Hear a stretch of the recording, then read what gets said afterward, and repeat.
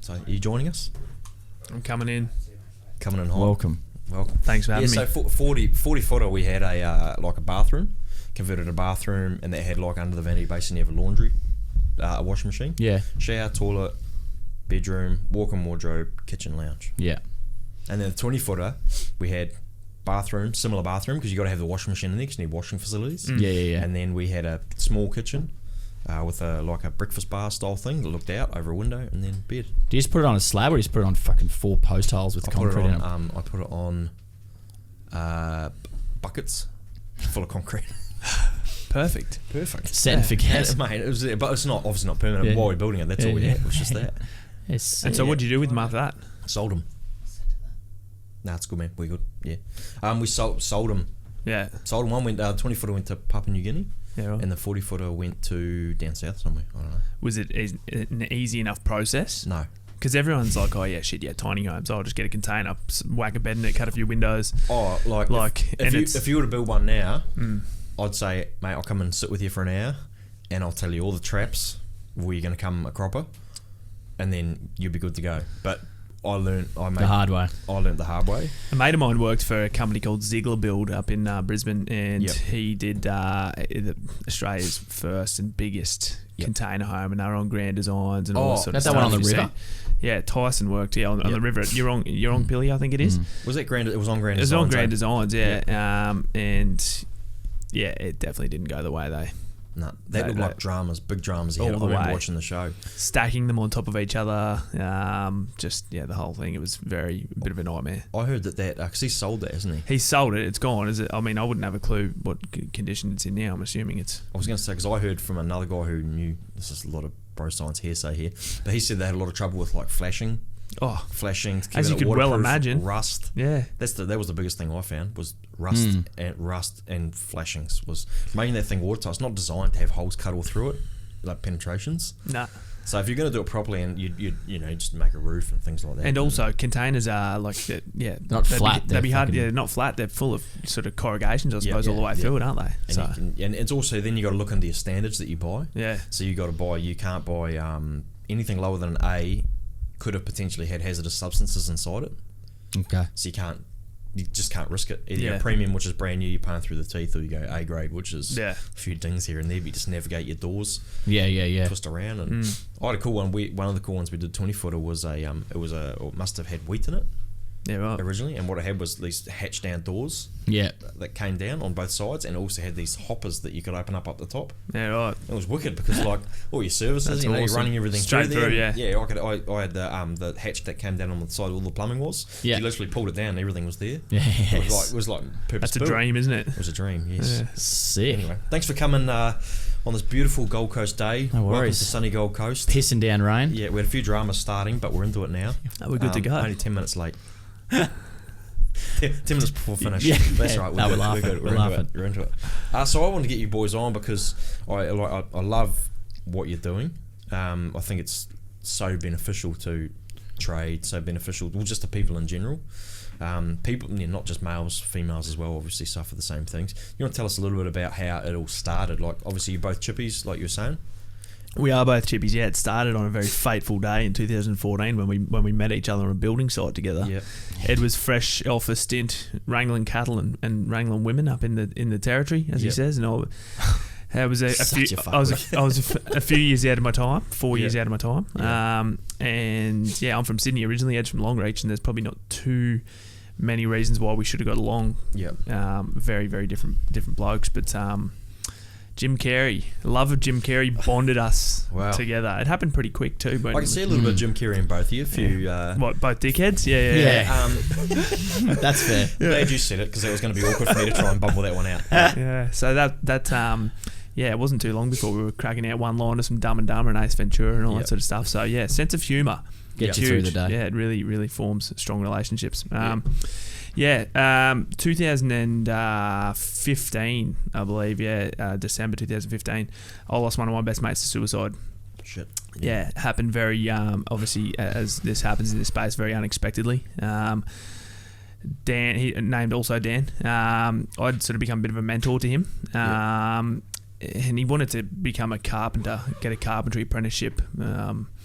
because he saw it as a solid industry career path, and found it really hard to get into. He was a couple of years older than me, really hard to find a mature age apprenticeship, and I think both of us remember it quite clearly. Thursday, I was up on a ladder on a job site that we were at, and Ed was passing me, timber. Matrix sheets, yeah, something. Fucking weighed a ton. And my phone rang, and he's down there holding a big matrix sheet, and I saw it was down. I picked it up.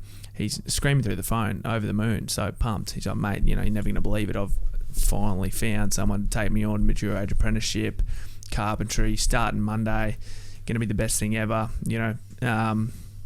and that was the Thursday, and then Sunday morning got the call. He'd taken his life on Saturday night after a alcohol-fueled and quite emotional situation, I think, with his partner at the time, and probably not something that was premeditated, but blokes and alcohol and heightened emotions aren't really a good mix, and that was unfortunately the case for Dan. So a couple of days after getting some of the best news of his life, and then it's all over. So that was for me, it was a really fucked up period, basically, trying to navigate that, because that was my first experience with suicide, and both of us experienced it in quite a different way, because for me, obviously, he was one of my best mates. He wasn't a mate of Ed's, but Ed and I were working 10, 12-hour days together, 6-7 days a week, and so Ed was probably my number one support network, so he saw it all from that side of things, going through that.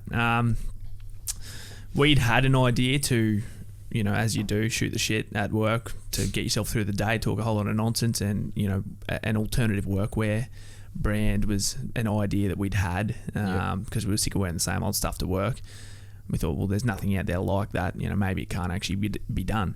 After what happened, losing Dan to suicide, we while we were exploring this idea of the workwear, we just met some people along the way, as you do, and we learnt about social enterprise and using profit for purpose, and it kind of just clicked one day. We're like, oh, maybe we could use these funky work shirts and loud, vibrant colours for a good purpose, and actually use them to try to start some conversations about mental health, as we say, make an invisible issue impossible to ignore, and really take a bit of a different approach to the mental health space, and just try to make it a little bit more sort of fun and light-hearted, although it is a serious topic. Unfortunately, blokes don't really resonate with the serious tone of it too much. So you can't be serious all the time. Exactly right. Yeah. So we thought if we could use that light-hearted approach to try to get a bit more of a cut through, maybe we could really make a difference. And of course, we, telling people that that's what we were doing, everyone's like, what the fuck? Like, yeah, sweet. They're like, kind of, why are you guys working so much? Why are you guys working weekends? We're saving money. We're doing this workwear thing. It's going to be for mental health. And everyone's kind of politely like, oh, yeah, sweet. Good luck with that. And yeah, mate, and incredibly, it struck a chord. And almost 2 years since we've launched, and here we are, full time. We're a month. Oh, fuck. Almost a month from 2 years old today. So yeah. Pretty cool. It's pretty exponential growth too, isn't it? In 2 years' time, like to have. Mate, it's fucking crazy. I think it just goes to show we're probably lucky that we hit the right combination of the cause is obviously super close to a lot of people. The product is interesting, I think, in itself. Yep.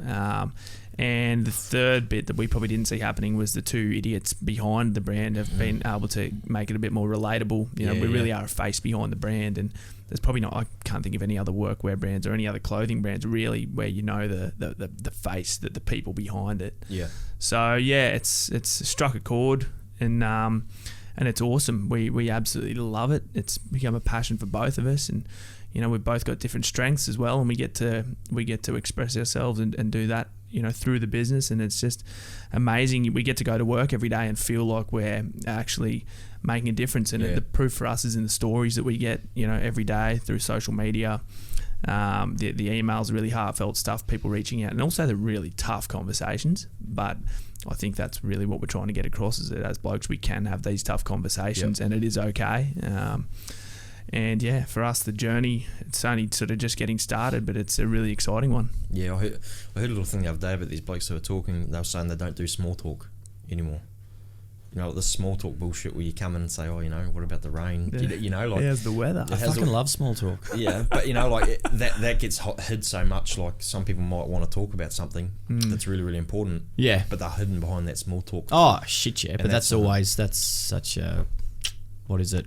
It's just into our everyday lives. It's easier just to, shoot the shit about easier stuff that everyone's sort of, I don't know, knows about. Weather's an easy one because we're all fucking surrounded by it. Yeah. But yeah, I suppose that's just sort of, I don't know, we're just trying to change that, and that's what these shirts are doing, sort of thing, is like that small talk. It's funny, it happens all the time. Like the other day, my godfather needed a hand with something getting picked up, fucking Marsden or something. And rocked up. I was wearing one of my shirts. He always wears our shirts too. And as we were leaving, the bloke's like, and this bloke was like hardcore fucking car operator, fucking mechanic.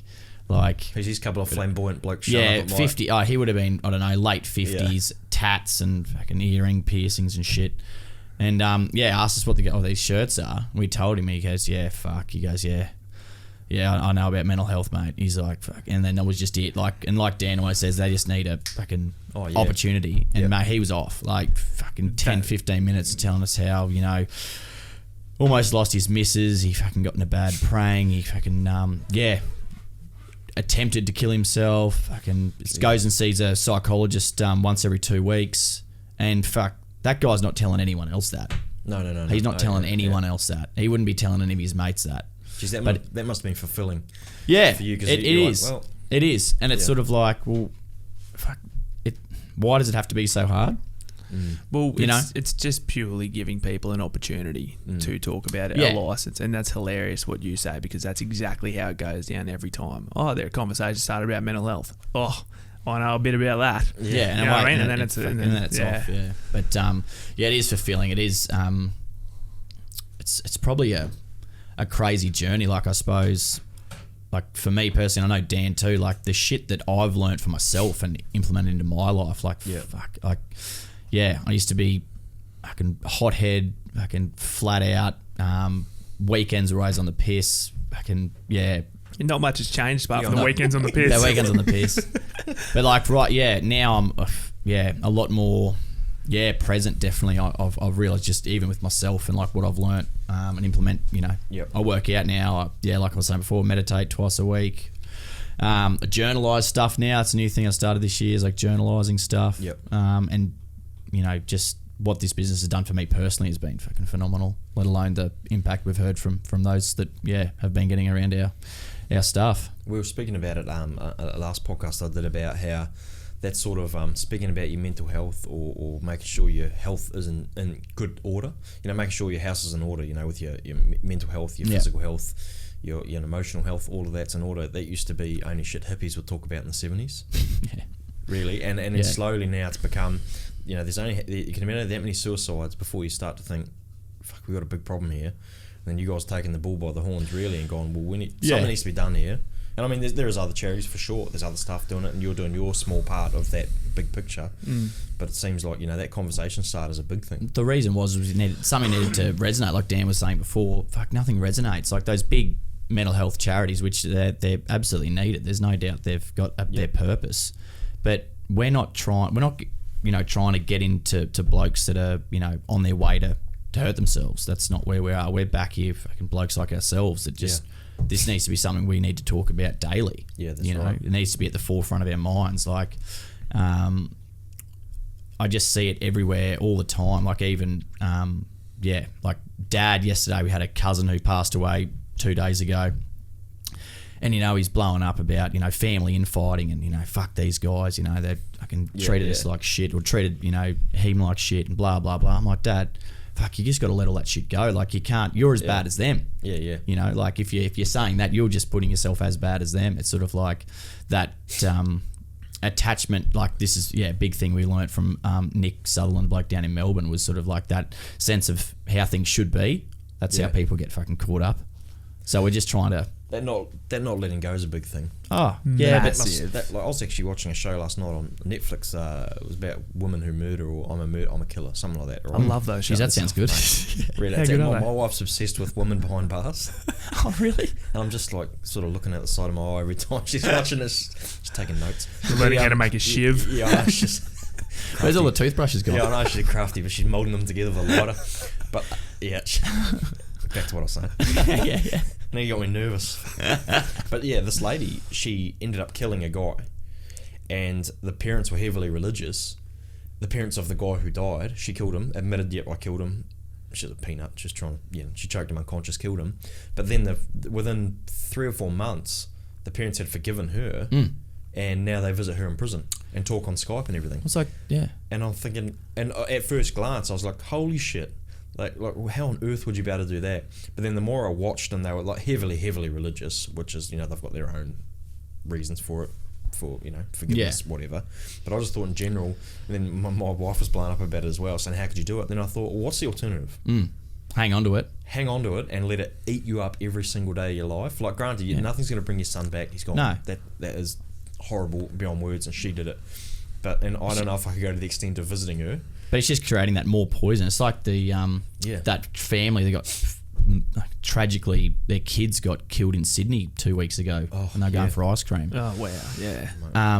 But that mother, she came out straight away and said, I forgive this bloke for doing this. Like I feel for him and I want to support him because, I mean, you could never know unless you're in that situation yourself. Yeah. But I can see it from her point of view. It's like, well, just like you said, you can't bring your kids back. Yeah. And now that bloke, he's made a fucking massive stuffer. His life's ruined too. He's made a massive life will never stuffer. be the same, He was yeah. drunk and he killed innocent kids going to get ice cream on a push bike. Yeah. Right? Now, he can either just... That woman could either just put everything on that bloke and just make him feel even worse, or she could go, holy shit, I think he couldn't feel any worse right now. I think supporting him and trying to help him is going to be probably the best thing I could do in this situation, which is a hard thing to They're find. two massive things that I've learned in this journey is forgiveness and ownership. Yeah. They're two massive pieces of this puzzle which really release the shit from people's minds. The ownership piece is a massive one. I mean, it's stuff that we're trying to implement into our business, into our office culture even. It's like if something goes wrong, which it inevitably does. You got that there. It's not about trying to blame everyone else for why shit goes wrong. It's like looking at yourself and like, righto, what have I done? Yeah. What was my role here? What could I have done better? And just being comfortable with that, I suppose. Yeah. The forgiveness piece, like that situation, fuck me, that would be difficult, right? So I can accept that she wants to go down that road in a year or so's time, but to do it so fast, straight away. But man, I don't think it's that's heavy. I don't think it's something that, like, I mean, maybe some people can just do that and forgive and like make that conscious decision and then it's done and move on. But I think it also probably takes a lot of practice.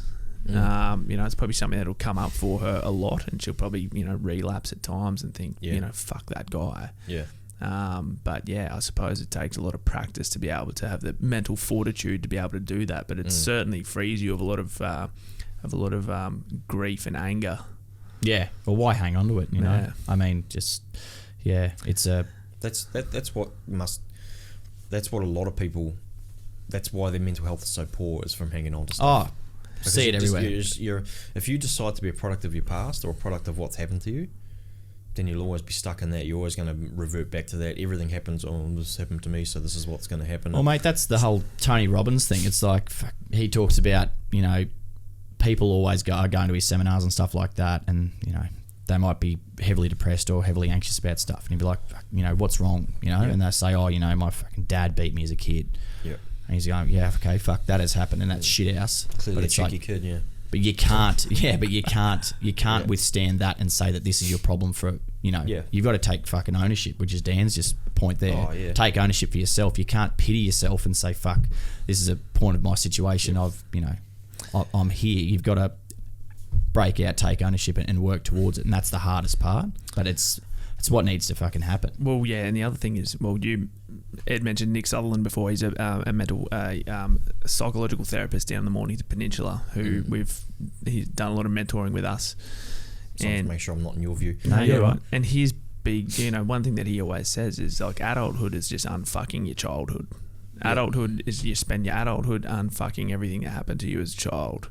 And it's very true. Yeah. Like, I think it seriously is so true. But one thing that, for me personally, for that process is like trying to understand why things might have been the way they were, instead of being resentful, I suppose, for things that did happen to you. Try to see it from like the other person's perspective. Like, what was your father's issue? Was he a raging alcoholic? What issues? What was causing him to be like that? To try to understand why people behave like that really does help, I think, a lot. So definitely understanding the other person's perspective, because you're only in your own head.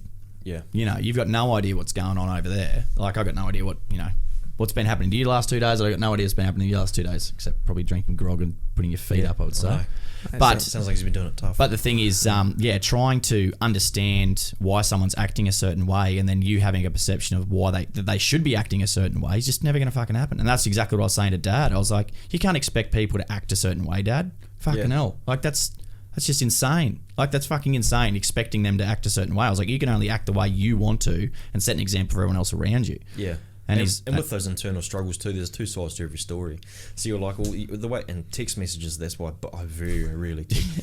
if we're going to if we're talking about something, I won't text message her, because it does my head in. Because there's especially something that might be perceived to be heavy, or might perceived to be something I want to get my point across. I'll just call you, because I'm not interested. Yeah. I'm not interested in this. I feel like you said this. I feel like you said. I'll tell you. How it comes out of here is how it is. Yeah. That's how it's going to be. Yeah. And I'm not going to have you, misconstruing what I'm saying via text. It's a dangerous, but like you were saying before about the whole kids, unfucking your childhood. Have you got kids? Anyone? No.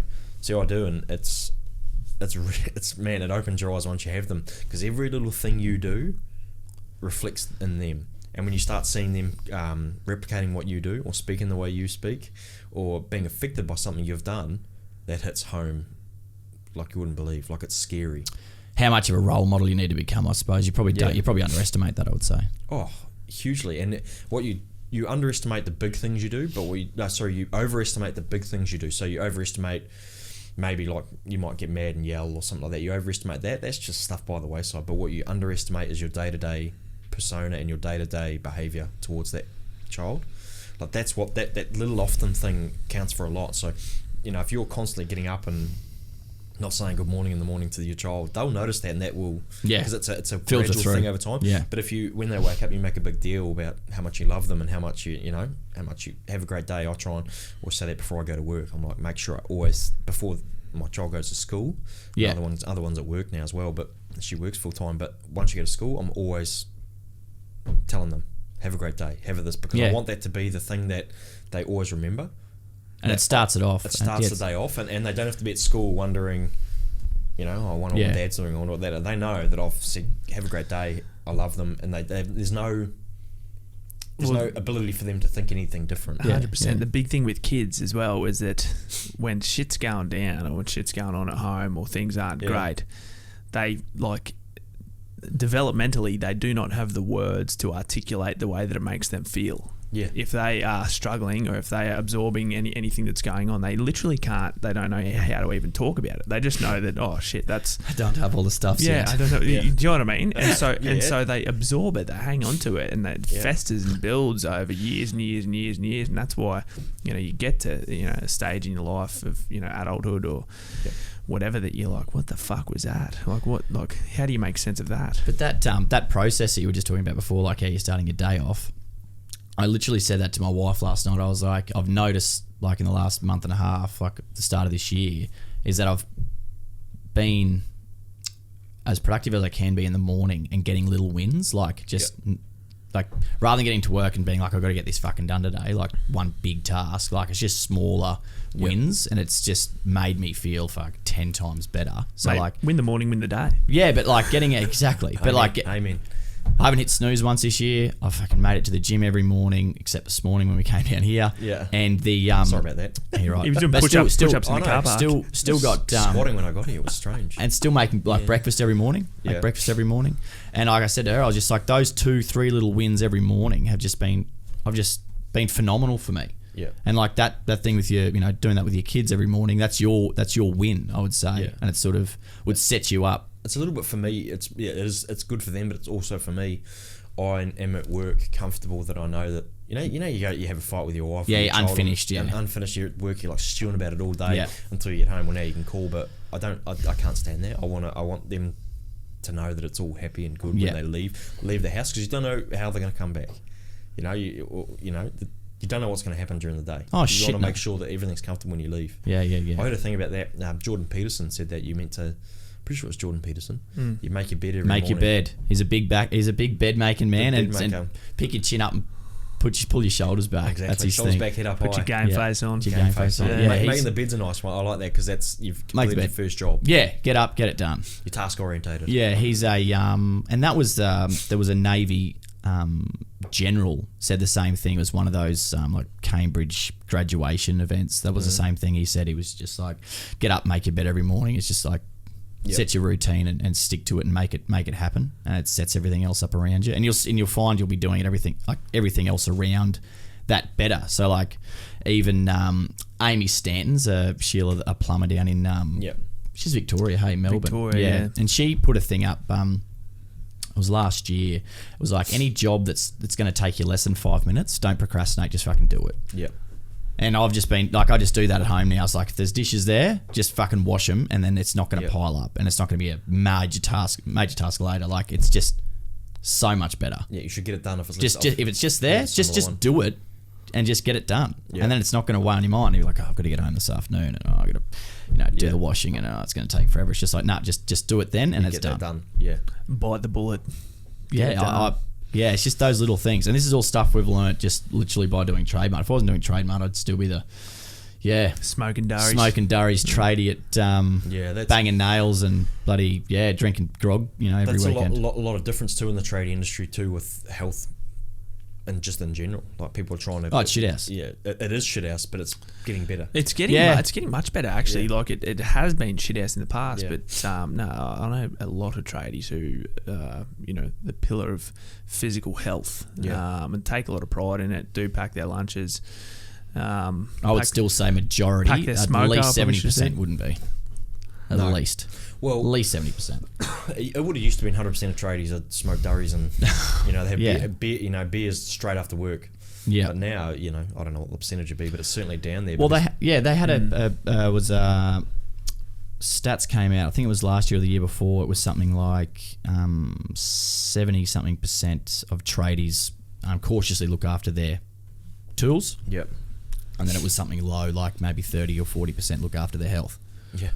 Like, actively look after it. Yeah. It was like, insane, the disparity between just your tools and your actual body. I think a lot of it's conditioning too. Like, it's a gradual thing. When you start your apprenticeship or start as a trade, generally you're going to be starting, especially guys who are a little bit older now, they most likely started when they were young. Well, there were very few mature age apprentices back then. So you started at 16, 17, 18, 19 potentially, and you were young, fit, and working hard. And then you just created discipline.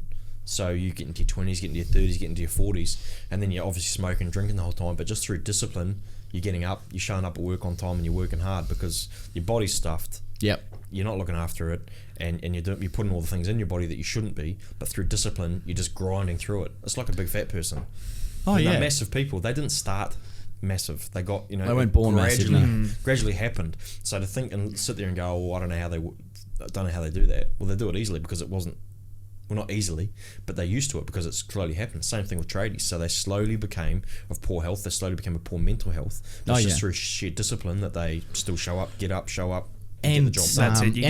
You get good at what you practice, don't you? Yeah. And if that's what you roll out of bed every day after a skinful of tins and all before, you just get conditioned to be able to do that. You can drink your 12 tins, and you can roll out of bed at 5, and you can still perform and eat Chico rolls. You ask like a real estate agent, maybe a 40-year-old real estate agent who's looked after himself.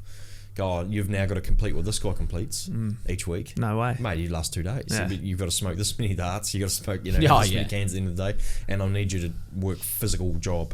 Hard in the sun, 40 degrees. So that's an interesting point then, because the psychology in that is that, well, I can do it. I can still do my job. I can still do everything that I need to do. So why would I change? Yeah, that's the trap. Why would I want to change? Yeah, but then you get to 55 or 60 and you have a heart attack, or you Yeah, but then that's like it's kind of all over. That's a life you lead. Like that's is there any foresight to to thinking that I don't want to go down that path, or I want to be here for my grandkids or any of that sort of stuff? Not until it's gone. No, exactly. People don't realise until they've got cancer or they've got some incurable disease and like, fuck, I shouldn't have done that. But then it's on the next generation, and it's on the kids. Oh, geez, I don't want to end up like dad, or I don't want to end up like granddad. He went down that path. But we don't need to have a cult like a group of people go through, fuck it all up for us to try and make change now. But that's what is happening now. Like a lot of people. But the point is that we need to get in there and make that change. It's sort of like, my cousin that died fucking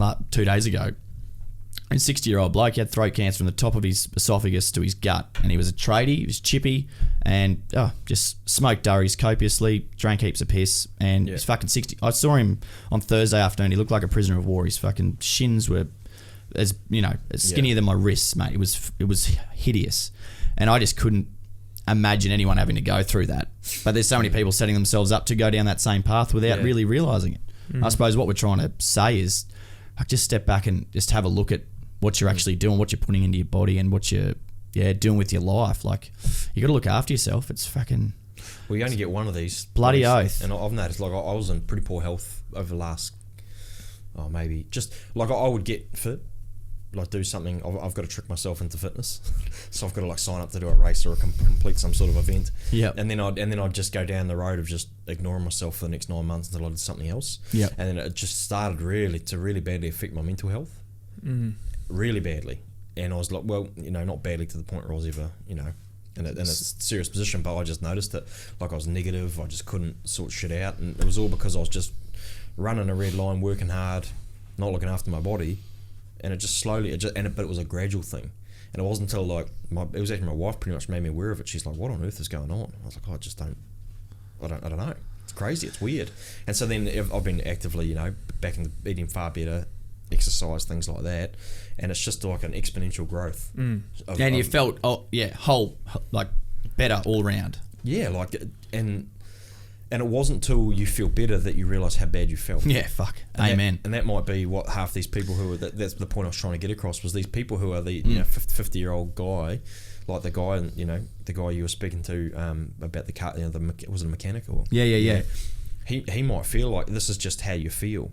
Yeah. This is just how you feel until you feel better. Yeah. And you go, I didn't really realise I could. Geez, I was low. Yeah. Geez, you're not low, because it's all perspective, isn't it? With everything, it's like smell. You only know what you know. But that's the thing. Like, we talk a lot about preventative measures now. I mean, we don't want to be, essentially positioning ourselves to help people in a crisis position. Although, we are approachable. Right, anyone wearing these shirts are approachable for anyone in that position. But Ed's talking about taking preventative measures to not go down that slippery slope, and just getting some positive, systems and processes in place in your life. But get it in your place. Yeah, make your bed in your place. But a lot of the time, it's not until someone reaches that lowest of lows, or has that epiphany or that traumatic experience in their life, that they're like, don't say when you kick off the bottom. Don't say aha moment. No. That's your thing. You say aha moment. No, rock bottom. When they hit rock bottom, like they're rock bottom. Yeah. But we had Hamish Clark, a builder, on our podcast, and he was severely bullied through school. Severely bullied working out west, to the point where he had an attempt on his life. He was super, super low. But his words to us were, he's reached rock bottom now. But the thing is, once you've reached rock bottom, you can push off the bottom, and there's only one way up. And that's, sometimes it's not until people reach that rock bottom that they do really want to make a change in their life. So if we can get them before they reach that rock bottom, and try to drive that cultural shift and try to change the way we look at this stuff, or be a part of that change, it's going to be very beneficial, I think, in the long run. I guess if people to the shirts that go around, the more they're around, the more people will look at it and go, I can speak about, like the that guy obviously gets it. Yeah. You know, like you see someone over there, that guy gets it. Yeah. That guy gets it. That guy, Yeah. fuck, I'm the one that doesn't get it. You And know, that- like I'm the one that's not. Yeah, and that's the point. And look, we get it's funny because like there's some things that have happened with these shirts that we didn't see coming. Like when two people are wearing a Trademutt shirt who don't know each other, but they spot each other from across the street. Yeah. They're like, "Oh, yeah, see you, mate. We How good, yeah. same team." Yeah. But then the other side of things is we like to think if, as we grow and we get these things out and more people see these shirts, Yeah. you know, it's not for everyone, Mm. right? It's not for everyone to maybe have the confidence to chuck one on and say, "Yep, I stand for this." But if there are people out there struggling and they do recognise Trademutt as a brand and what the shirts stand for, it's a constant visual reminder. Just again, even if they see someone in the distance, it's like, "Oh shit, that's one of those Trademutt shirts." Mental health, just a little psychological trigger to be like, "Oh yeah, that's a thing." Like, you know, where am I at? And I think that's pretty cool. That's pretty important. Well, yeah, it's everything, isn't Yeah. it? That's the basis of, you know, The whole thing. the antithesis of everything. Oh, antithesis. There you go. Spell that. No. So back to when you like first started out this journey you're on now. So you were thinking about doing it. You were working hard, saving money to start. You know, obviously, I'm assuming your first batch of clothes or your first 1,500 shirts from the Chinese the Republic of China. Yeah. It's 1,500 shirts and 2 computers. That's how much cash we had to save. We Capital saved. Corona. Yeah, we had enough cash to buy 1,500 shirts and 2 laptops. Yeah. And Dropped a lot. Yeah. Burnt the boats. Yeah, no, we were working. At the time I was starting to get a lot of my own work, starting to sort of expand into doing my own thing because I thought.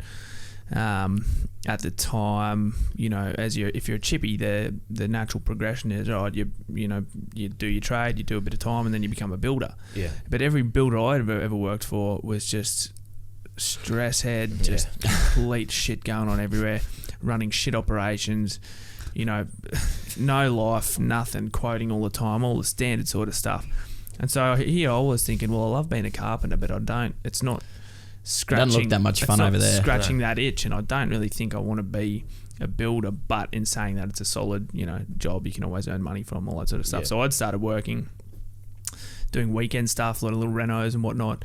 And Ed, you know, being an apprentice, was keen for some extra cash, and so he's like, well, you know, and I needed a hand, so he's like, well, I'll come along and help. And next minute we're working, you know, 7 days a week regularly and earning good money on the weekends, but then going and pissing it up the wall. Yeah.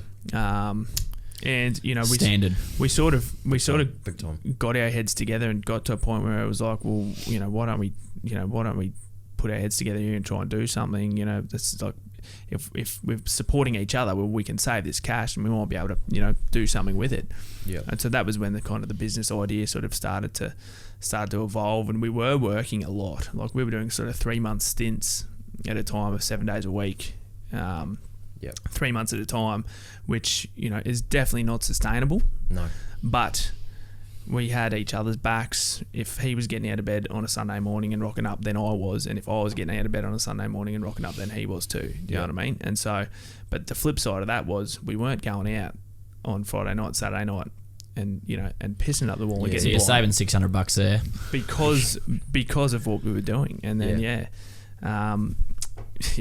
the way it all started, you're compounding our cash. Compounding our cash and keeping it all in an envelope somewhere. And, you know, that's right. Buddy, you know, keeping tabs on how much we had and all that sort of. It was really funny. But the shirts. Well, do you want to tell the story about when we got our first samples back? Oh yeah. We went to Newstead for our Thursday powwow. Yeah. So what happened? We were having shareholder meetings on Thursday, Newstead Brewery, and it was just piss take. Yeah.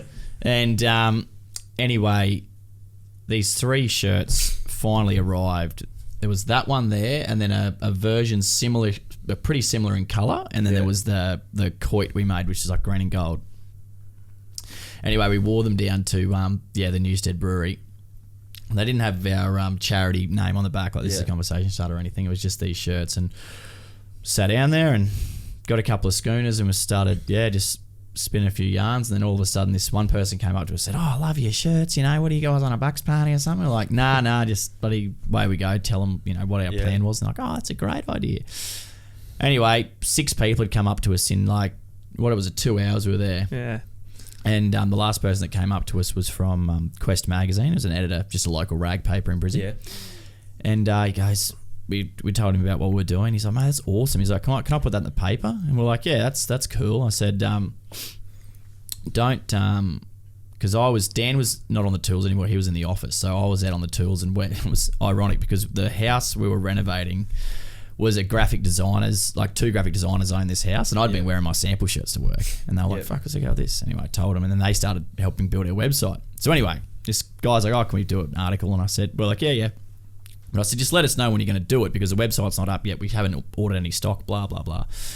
He's like, yeah, no worries. Anyway, like the next afternoon, I get a phone call from Channel 7. They're like, oh, fuck, heard you, are you guys doing the tradie mental health shirts? And I was like, oh, yeah? They're like, oh, can we come out and do a story on you? And I was like, yeah, absolutely. When do you want to come and do it? And she's like, oh, maybe in like the next half an hour, we'll come out and shoot it. I was like, holy fuck. So I was like, righto. So I had to get in my car, leave the site, go back to the house, pick up the one sample I had, rang Dan. He went back, got his one sample, got to the job site, shot this thing. And I was like, oh, when's it coming out? And she's like, oh, it'll be on in like 2.5 hours. It's like, holy fuck. So I rung up our graphic designer. I was like, guy, can you pull the trigger on our website? He's like, mate, it is a miracle. I've been working on this thing in the background for 2 weeks without telling you. It's ready to go. Oh, I was like, way. Thank God. Got onto our manufacturer in China. Said, the last cash that we had, we could afford 1,500 shirts. Yeah. Ordered them that night, and then put the inventory up on the website.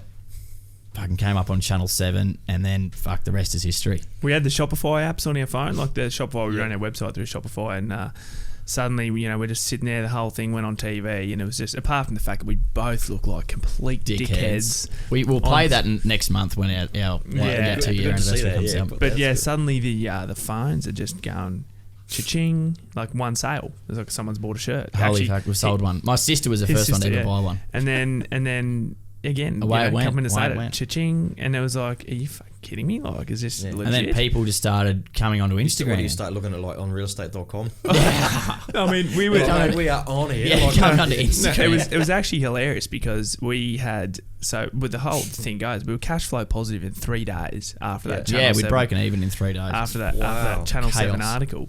But then, right, so there's that initial couple days of like... Meanwhile, you're thinking this business shit's easy. Yeah, well, fuck, man. Yeah. We never get on TV, buy some shirts, sell them, do it again, repeat. We never knew how we didn't know how we were going to launch the business. So we had no idea how it was going to happen, and it just happened for us. But then what happened was, holy shit, all these people have bought these shirts. We've got none in Australia. Like, we've never been to our manufacturer. Like, we've got one of our contacts, sort of taking care of it for us. But I thought, shit, hopefully these things actually get here because we've sold all these things now. It was daunting. Yeah, and then there was a delay on the stock landing, and we're trying to get out to everyone saying, this is real, we're legit, like they are. We're not ripping you off. Yeah, we're not wish.com. Yeah, so it's just hilarious. So how long from that article and like your order did the shirts come in? 3.5 months, or 4 months. Wow! So people bought them, and it was 4 months until you got them. Yeah, but they were still selling. They were still selling in that period. Our Instagram game was probably shit at that time. But everything's shit. It's like no one's got a fucking clue what they're doing. You just everyone's learning on the fly. You just got to get in where you fit in, And it's just like you just got to have a go. Like, it's never perfect, and we're not perfect now, and we never will. No one will ever be perfect. But it's sort of like, from where we are now, looking back 2 years ago, it was like, holy shit. Like, well, that's the perfect storm, isn't it? Because granted, you weren't prepared. No, but still, that opportunity came. You took it, and it almost probably pushed you off the edge. No, I had to do it. I guess we're in. We have to do. Well, there's a number of things that happened there. That's like, well, shit. We must be on the right trajectory here, or doing the right thing. And Ed says it quite a lot. Like, we have hilarious things that happen in our day to day running of the business. Different opportunities, different people we meet, experiences, all that sort of stuff. And Ed will just look over at me. It always happens in the car when we're driving somewhere, and he'll lean over and he'll be like, mate, that mate of yours is up there, and he is pulling some strings. He's having a fucking laugh. Having a fucking good laugh about this shit. And and I agree. Like, I have no doubt that probably is the case, because the shit that happens, mate, should never have fucking happened. Yeah. Like, it's just like, what? How the fuck could that have ever happened? And I'm Well, just if you hadn't had that Channel 7 news, or maybe that Quest article, was it Quest, did you say? Yeah. Maybe that might have helped, obviously, but that's Channel 7 one. If you hadn't had that, you don't know what trajectory you'd be on. It might still be like something run out of your garage. Oh yeah, we'd still be on the tools probably. But granted, you'd still be moving forward because it's a passion of yours, and that's absolutely that growth. But I think the universe works in kind of funny ways like that. Like, you got to give a little to get a little, and like we sort of had, by putting ourselves out there with that idea and putting our balls on the line and ordering the shirts. I mean, the worst possible outcome for us was that we were each going to have 750 work shirts to wear to work that I would have had to wear from a 3XL to a small. Yeah, that we could grow into.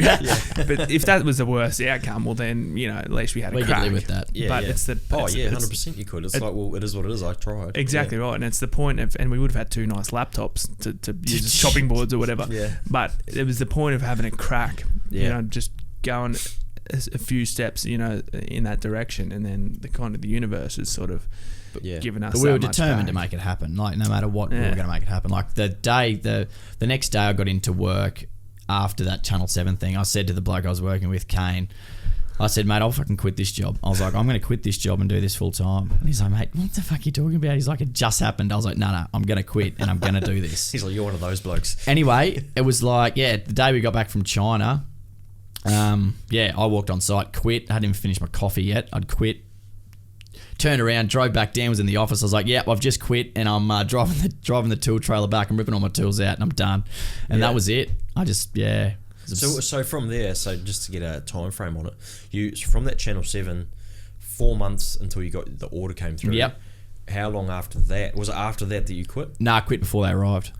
I see, I got back from China. So that was Channel 7, 16th of March 2018. So that's our official launch date. Yeah. Then it was good place to launch. Yeah. 4 months until we got the shirts, but we went in June. We went over to China to check on our stock before they got sent to Australia. So that was a massive moment. We were over there for two weeks in China. Went there to Canton Fair and checked it all out. Our factories. Yeah, there was anxiety out there. Where you thinking, God, what am I going to show up and see? It was all everything was good. It's so funny. People think that they're these massive fucking like Nike style. Yeah, mate. It's just a 2-story. It's just like this here. It's driving like it's just like a 2-story thing. A heap of sewing machines and they just punch them out. Just punching them out. And like mum's like, oh, is it all like mechanic? Like, is it all automated? And I was like, no. It's just like ladies sewing them together. It's like not anything breathtaking. It's just that's it. It's just happening. Yeah, they just get shit done. At least they ring you back. No one in Australia rings you back. That's why China's booming. Not right now with the coronavirus, but and we came back. So that was June, and then so you'd quit as soon as we came back. He'd quit, and then how long was it till I was off the tour?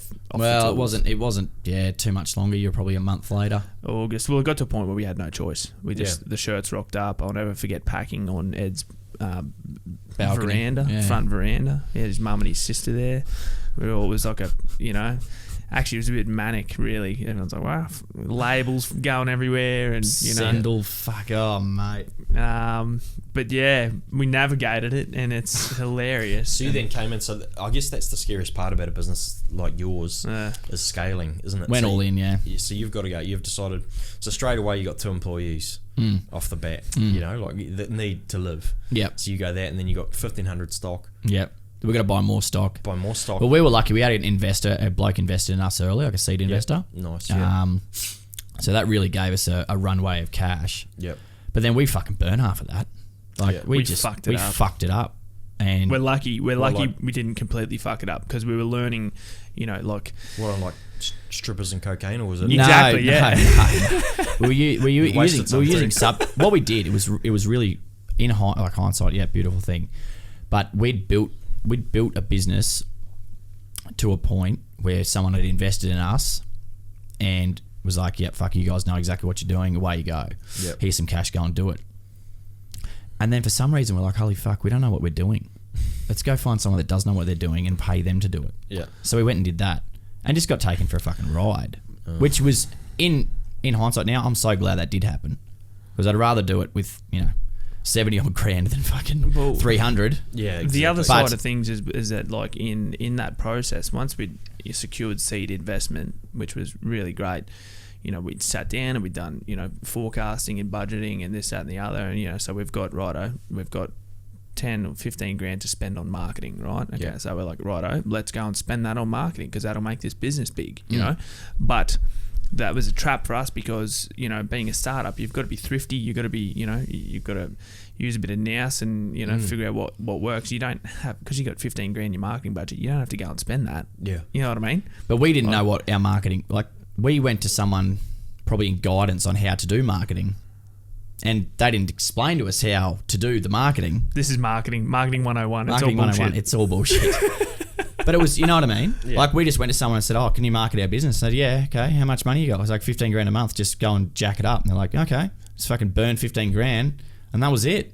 I was like, what's the fucking plan here? And they're like, oh, it'll start, my return? you know, Where's my return? yeah, they're like, well, this is the initial setup now. It's going to be another month. So, you know, Yep. you'll start seeing it. You're like a drug addict. You're 4 months in and you're like, what the fuck is this going to kick in? Like, and it's just like, righto, this is enough. We've learnt now. This is not how it works. But very, very, very necessary lesson early on in business. Had to happen. One that didn't, obviously, you know, didn't kill us or cripple us, but yeah, super, super necessary. You know, Yeah, but these lessons that we've had along the way, yeah, they're invaluable. Yours is a tricky one to market. Like, I'm not a marketing expert, believe it or not, but you don't really Google, hey, what's a mental health work? I don't Google mental health work shirts. No. Or I don't Google, well, I suppose you do Google work shirts, but generally guys in trades and things like that will just go to a store. Yeah, but our big thing is like all our marketing is nothing to do with the work shirt. Yeah. Everything's mental health. It's like the podcast's mental health, all the content's mental health. Everything's about education, awareness, and tips and tricks, and trying to impose this cultural change that we want. The work shirt's just the icebreaker, which is the work which is shirt's an just- interesting yeah, part. it's just the medium byproduct. the medium to get in. But also, when you say marketing, you're not an expert in marketing.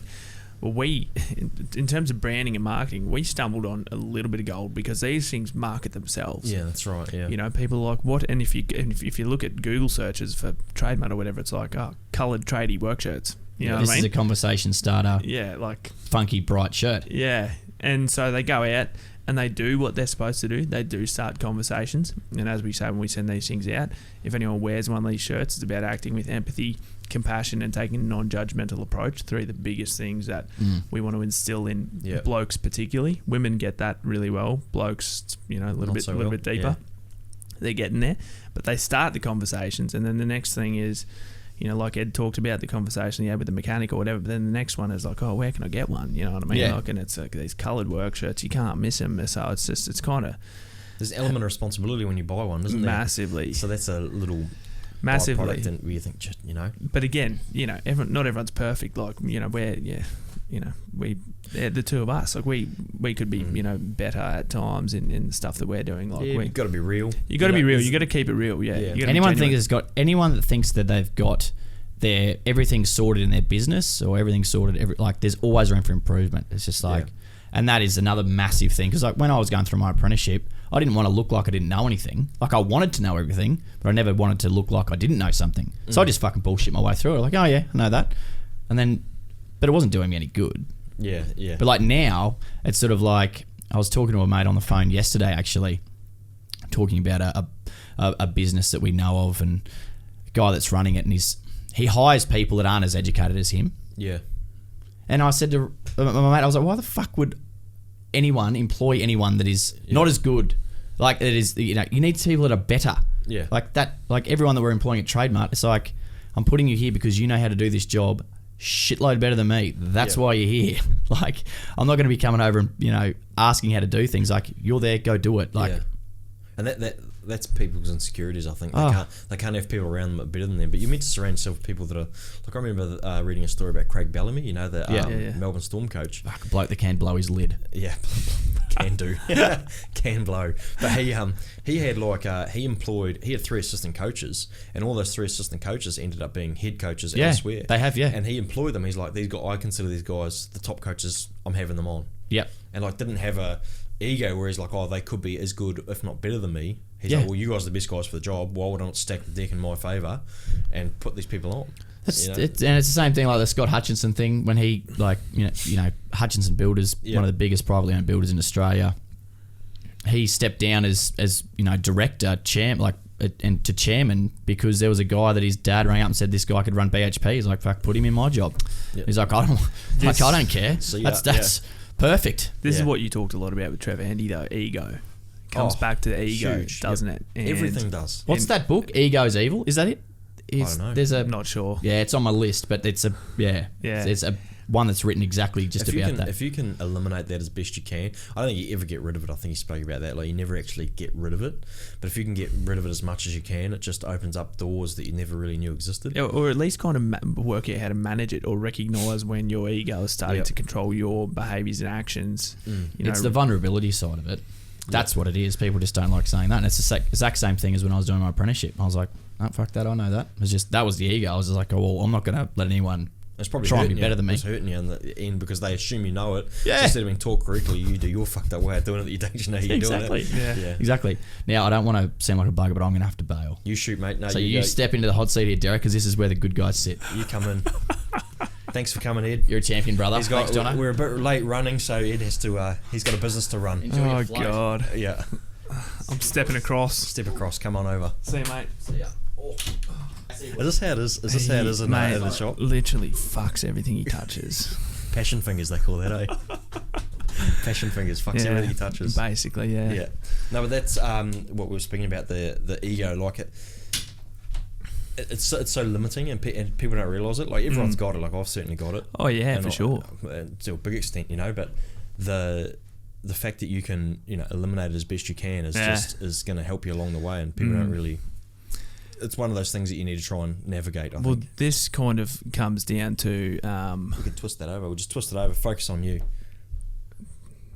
How good is it looking at yourself on the camera? It's You're in full focus now. I think a massive part of this whole piece is emotional intelligence. Yep. If you have the emotional capacity to recognise things like, ego and different sort of emotions, anger, things that kind of control you at times and dictate your happiness. Well, the ability to understand that, know what makes you tick, know when different things are kicking into gear, and know how to manage that. That's a huge piece of this entire mental health thing, because no one ever gets it perfect. It's constantly practicing, right? Yeah. But emotional intelligence. It's a very, very deep subject that we want to talk a lot about with blokes. You know. So where's moving forward for Trademutt now? What's it? Because my sort of business mind is like I see all these little avenues that you could go down. And I need to get in this and this and what have you guys got in the forefront? And this is the funny thing, isn't it? Because we get so many people coming to us with ideas. Oh, you guys should do this. You guys should do that. All great ideas, awesome ideas. But we really need to stay true to who we are, our cause, our values, and I guess where we've come from.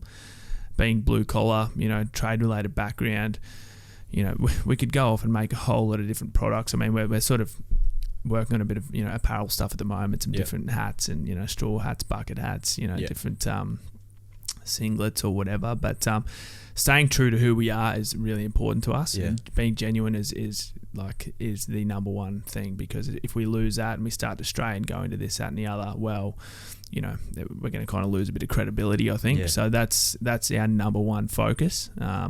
Expanding our product line is obviously huge. We're just in the process of looking for new space to move into. What we've in the process, obviously, as Ed said, we've learned a lot in this entire process. What we started with was, let's talk about mental health. But our own understanding about mental health has changed a lot. So we want to be able to offer, and deliver a lot of good content and different information and all that sort of stuff around the mental health movement. We don't want to just talk about depression and anxiety, as we talk about a lot. Mental health is a spectrum, and on that spectrum is some really bad stuff like depression, anxiety, and some more severe mental illnesses. But on the other end of that spectrum is some really, really good shit: happiness, fun, love, joy. That's all positive mental health. Understanding that we do all have mental health, and that mental health itself is not a negative thing is a big piece of this. So being able to deliver content, obviously our podcast, the 120 Grit podcast, the podcast for the working class, we're having conversations. I mean, like we're having now with real blokes, a lot like what you do. You're just shooting the shit, talking real shit, leading by example, and having the kinds of conversations that other blokes need to be having more regularly. And it's That's something. the beauty of these podcasts too, is because people can put you on the headphones Yeah. and they feel like they're sitting down right here with you. 100%, yeah. Yeah. And it's like, yeah, getting deep. It's a it's something that takes practice, but it's something that we should practice when we're in a positive frame of mind. Yeah. Because then when you do slide down that slope a bit and things start to slip a little bit, well then you've got a bit of experience in talking about your stuff. So that's really important. Speaking of the right people too is a big thing. Like Massive. you don't go, you got to speak to who you talk about. If you're buying a house, so I'm not going to go and speak to my plumber mates. You're going to speak to probably someone who's, into real estate. If you're going to talk about plumbing, you're not going to speak to a real estate agent. 100%. Speak to mental health, you're probably not going to go and speak to, God knows who, a guy who's locked up and barely speaks. Exactly. You want to pick your battles too. Yeah, for sure. And I think trust is a big thing. You want to trust the people that you're talking to. Like, if you're going to go buy a house, you're going to talk to a real estate agent, but what's the first thing you're going to do? You're probably going to talk to one of your best mates or someone that you trust or a family member and say, huge, who do you know? Who should I talk to? Yeah. So that's a big part. The biggest thing that we talk about with all the mental health stuff is the power in listening. You don't have to feel like you need to fix everyone else's problems. It's easy to take, especially with loved ones, it's easy to take on the burden of their problems and then they start to weigh you down. Yes, yeah. And then all that sort of comes out of that is you've got two useless people who don't know what to do. So, the power of listening is huge. We're not mental health professionals, but we can listen, right? Yep. And when you say surrounding yourself with people, the people who can talk to, a lot of who you talk to is a huge thing, because you can have yes men, which are almost as damaging as someone saying you're full of shit and you just need to buckle up your ideas. I find like I've got friends. I like to think I've got a good group of friends around me that if I'm out of line, they'll say to me, well, I might come in and moan about this and they'll go, well, you're being the dickhead. I can see you're, Yeah. I like to think they're going to say that rather than go, oh yeah, you're right. That guy shouldn't have said that, or this shouldn't have said that. Yeah. I'll have someone who will say, well, nah, man. Yeah, nah, you fucked up there. That's your problem. Yeah, not for sure. Yeah, I'm not sure if you're saying that from the right way there, mate. Yeah. But that's good, and that's what you need in your life. You need those people that you can trust, and if you're surrounded with people who aren't going to be honest with you and aren't going to be real with you, well, then maybe you got to reassess your relationships. And that's a hard part. Yeah. That's what there's. I think that guy Nipsey Hussle said that if your group of friends isn't on the same track as you or supporting you or being there, you're not in a circle, you're in a cage. And it's that ring true. If you've got these bad people surrounding you, it's 100%. It's only going to make you worse. Yeah, and I think a lot of people find themselves surrounding themselves with people who enable their behaviours. As well. If you've got a drinking problem, you hang out at the pub where everyone else with a drinking problem hangs out. Exactly. Do you know what I mean? Yeah. Because that feels good when you're around other people that that are doing that too. Well, exactly. then of course you feel comfortable. Moving forward with Trademutt and where we're going with everything, looking at the mental health space, there's a lot of crisis support services out there that are super necessary and super important and doing a fantastic job and are actually overwhelmed. Yeah.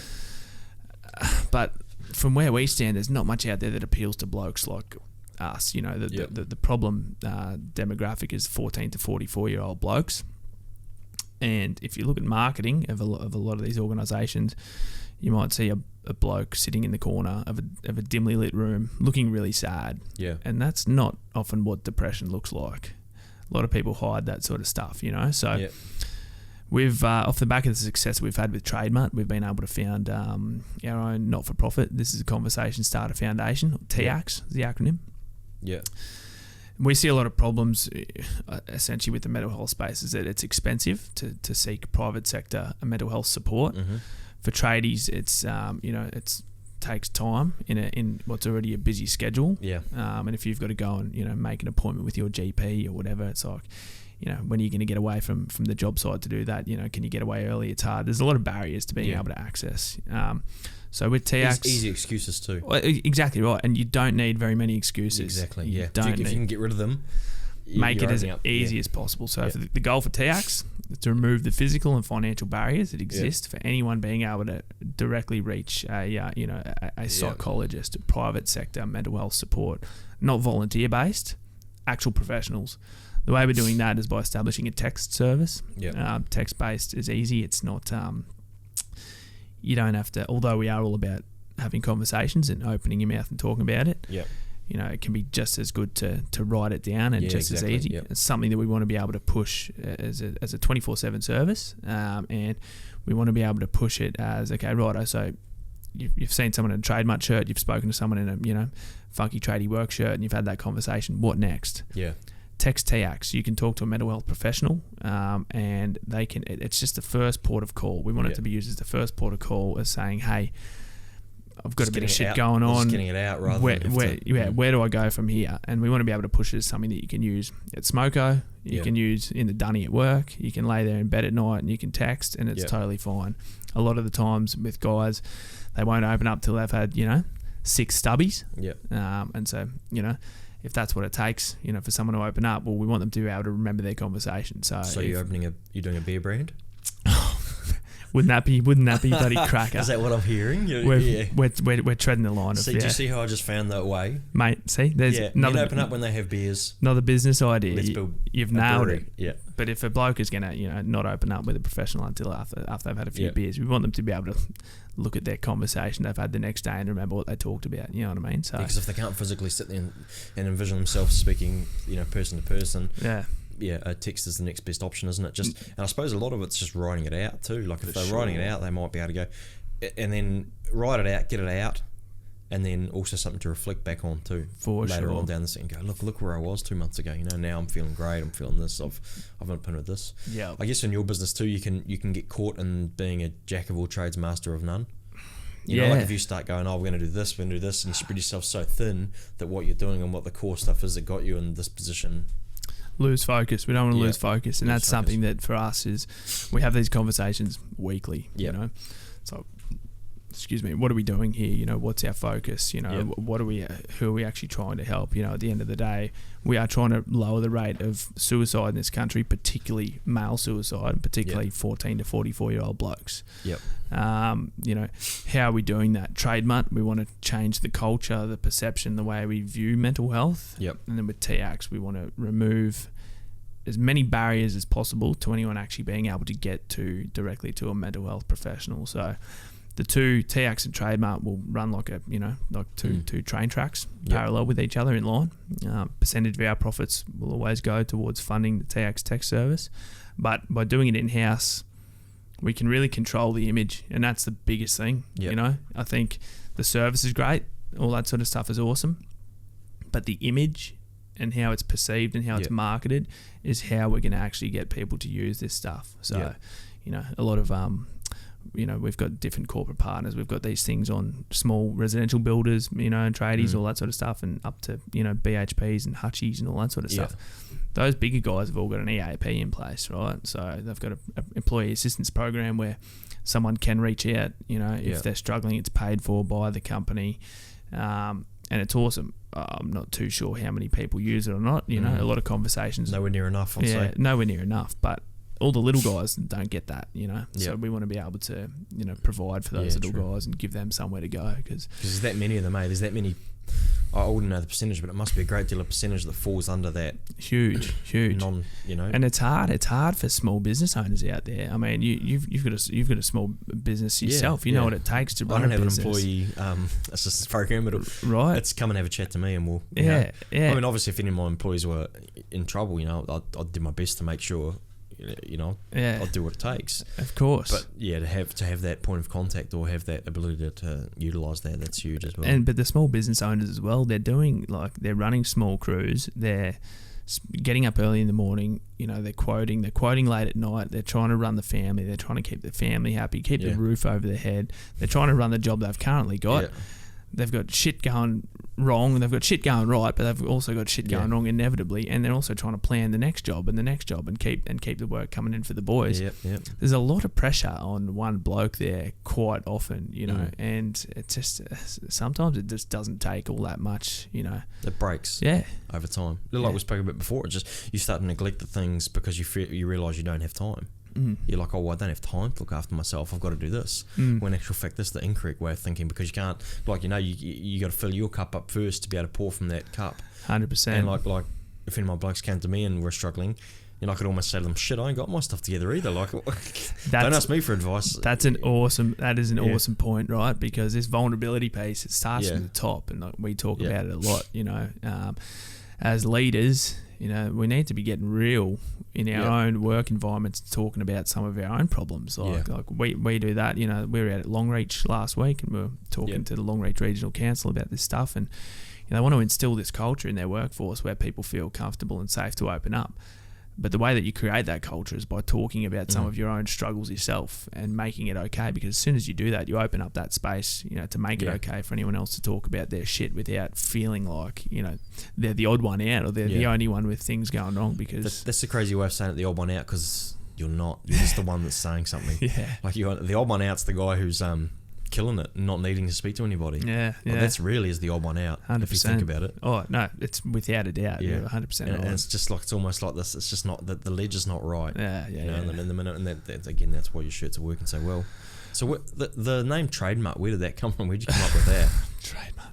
So Ed's Uncle Godfather Slim, who he was talking about earlier, who he was down with when they talked to the mechanic. Slim used to have a construction company called Red Dog Constructions. He had a red cattle dog called Cody. And Cody got in a fight with a cat. The cat clawed Cody's ear. The ear went limp and flopped. So that's where we get the dog ears from. Slim always had that tattooed on his hand. And the dog's since dead. The business has been sold and gone. But the logo was great, and Ed always loved that logo. So he asked Slim if we could use that logo for the business that we were doing. Slim had a cry, and he was like, you can use it. He's upset. He's like, that's awesome. Like, Cody lives on. You know what I mean? Cool. And so it started with the dog ears. So we're like, dog, mutt, hound, whatever. Mutt was the one, and tradies. Couple tradies, Trademutt, there it goes. We thought that the idea of the dog spoke really well to the idea of mateship, loyalty, all that sort of stuff. That's the old school trade, isn't it? They have go to work, got a dog, goes to work with them. Yeah, your best mate. You talk to him about anything. Yeah, exactly. Yeah. Except not bloody. No one allows dogs on site anymore. Yeah, it's bloody rough. OH&S, bloody hell, mate. They're ruining everything. They've gone too far, haven't they?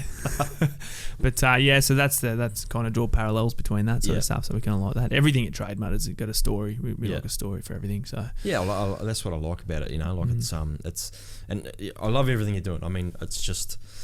I think it's a positive thing, as well as being a business for you, because at the end of the day, you're running it, But it's a success, and I think it's through no fault, it's no coincidence that news place showed up, and and it all just went like that, and, mate, 100%. And we, every single shirt we've got embroidered on the pocket YNWA, and that's it's a tribute to my mate who took his life. He was a diehard Liverpool supporter, Liverpool Football Club.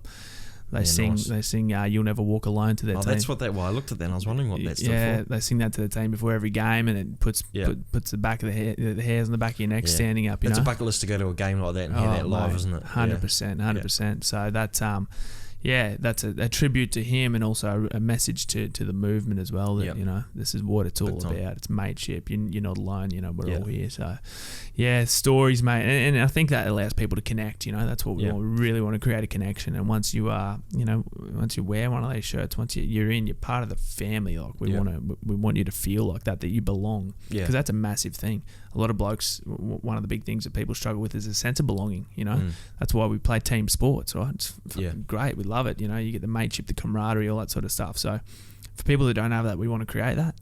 Like you're a part of something, part of something bigger, and it's a big part of it for us. I love it, man. Well, I've taken up enough of your time today. I know you're on holiday, so you need to get back to your Mate, I'm good. I was really looking forward to coming up here. I'm glad we finally got to do this, because I know we've been a few back and forths, wasn't there, with this one? A few back and forths. I know we've been flat out busy, and we get down to the coast every now and then, but I'm glad we made it work, mate. I think you're doing a good thing with this podcast, and you've got I don't know if anyone's told you, but you've got a good voice for radio. So I've got a face for radio too. Yeah, same. Don't worry, same. That's good. No, I appreciate it, mate. And look, you're welcome back anytime. Hopefully next time we get you back, you'll be bigger and better, and we can speak about some of the stuff you got in the works, and obviously anything we can do to help here and promote and let me know, and we're happy to mate. push it because I love what you're doing, and I reckon it's a real beneficial thing. Thanks, mate. Really appreciate it. Thanks very much for having me. And for any listeners who want to get involved, www.trademutt.com, and of course Instagram, Facebook, all the socials, You'll find it. LinkedIn if that's your jam. Yeah, can't get into that thing. We're into it now. One day. Surprisingly, it's been a massive. LinkedIn's been huge for business, development, business relationships, and all that sort of stuff. Just add all the health and safety officers, and then feed them our content. Yeah. Well, next, that might be what I have to do. No, you may show me up now. Big beast. All right. All the best, man. Good Thanks on you, very much. Jono. Thanks, Cheers, mate.